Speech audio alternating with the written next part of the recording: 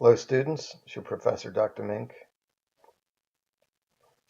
and this is tutorial 8-3, and we're going to show how with a loop we can use the actual values stored at index locations in an array.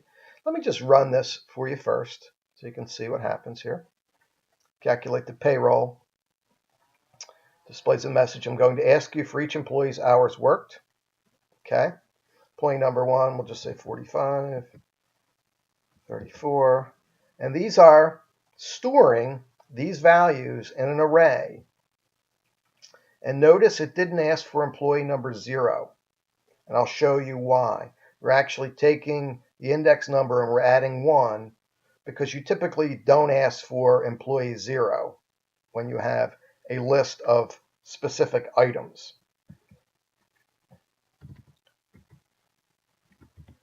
I'm just putting numbers in here.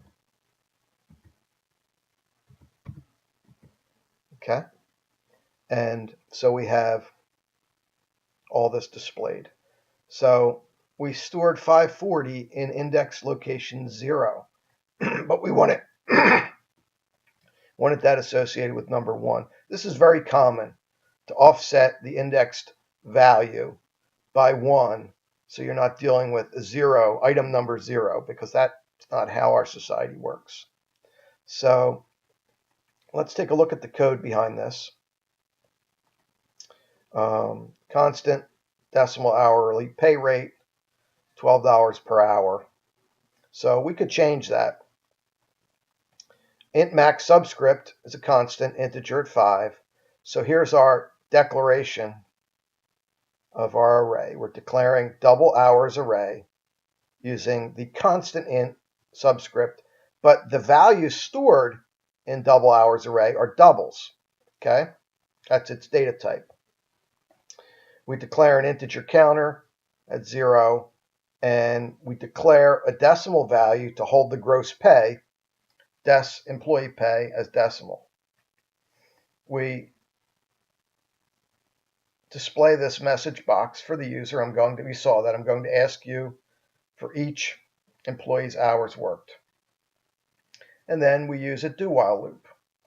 While int count is less than double hours array dot length. Okay, and double hours array int count equals, and then we're going to solicit that value using an input box, and we're converting it to a double. And the input box, employee number. Now look what it's asking, or look how it's displaying the employee number. Int count plus 1. So index number 0 will correspond to employee number 0 plus 1, or employee number 1. And we're sending that to we're converting that to a string. And then we're incrementing our count. So this will get the hours worked for all the employees into index locations of the array. And of course, we've got a try-catch block if they don't enter a valid number of hours, a non-numeric value. We'll get that message. Okay. Then we're going to use a for loop for int count 0, right? Because the index numbers are 0, to double hours array dot length minus 1. Okay. Decimal employee pay equals, convert to decimal, double hours array int count times decimal hourly pay rate, which I believe was $12 per hour. Okay. Then we're going to add them to a list box, and we will do this one at a time. So list output items.add, employees, the string employees space, concatenated with int count plus 1, right? Because we don't want to start at 0. And the string space earned space and decimal employee pay dot toString. Boom.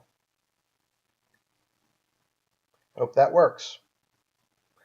I hope that works for you as far as explanation. Obviously, if you have any questions, don't hesitate to contact me. We're getting more and more complex, and I do anticipate some questions.